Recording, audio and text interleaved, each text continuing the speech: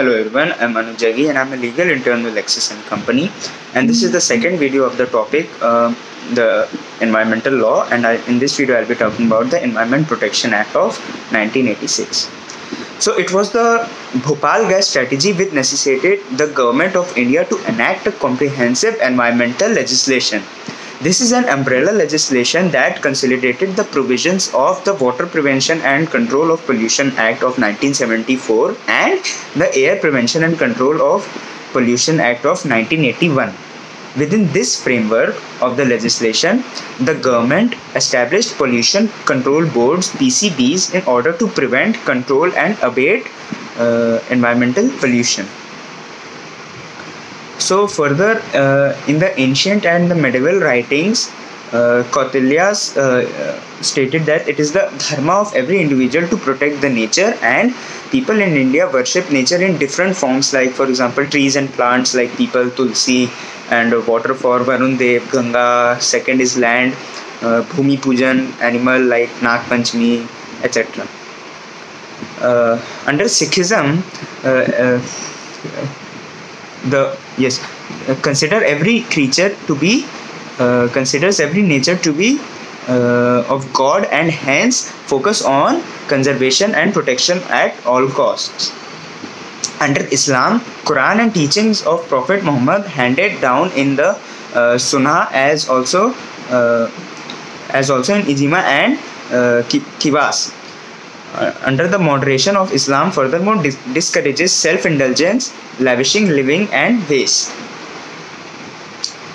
Further, under Jainism, in Jain evolutionary theory, every soul is equal and bound by the varying amounts of various amounts of particles depending on the type of the body they inhabit.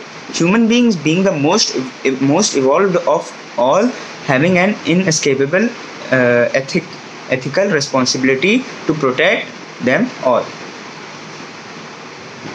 So under King Ashoka's rule, there was the fifth pillar, which stated that the detail what specifies of fishes, birds, and animals were forbidden from being hunted. And also in Kautilya talks in detail about the state's duty to maintain forest protection and forest reserves for wild animals to protect the wildlife. So arrival of the British and formation of the environmental laws in India was a major step under this. Also, arrival of, for example, it can be the arrival of the East India Company. Exploitation of natural resources changed their mission and began exploiting the natural resources of India. Established the also they were responsible for the establishment of the Indian Forest Department and annexed large areas of scarcely populated land in India.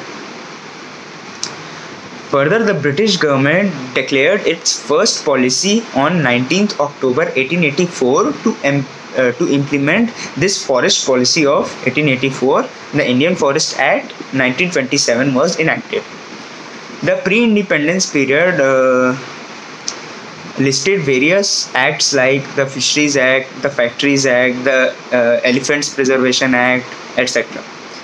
The environmental laws in India's post-independence included directive principles added by the 42nd Amendment Act provided for the protection and improvement of environment.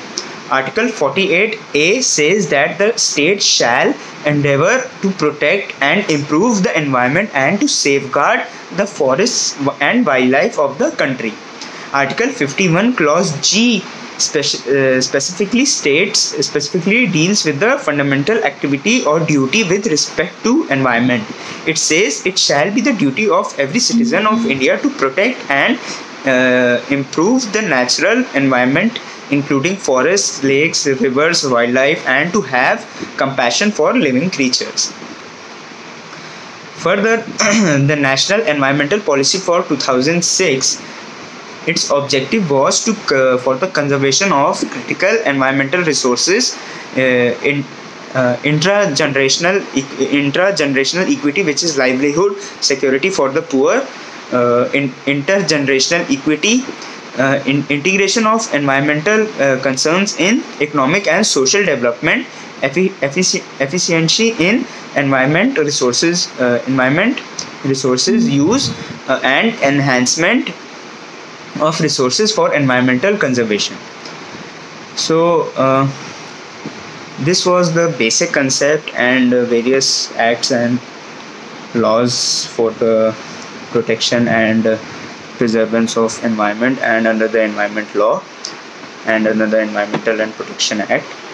And I hope I was able to give you guys a brief idea about it.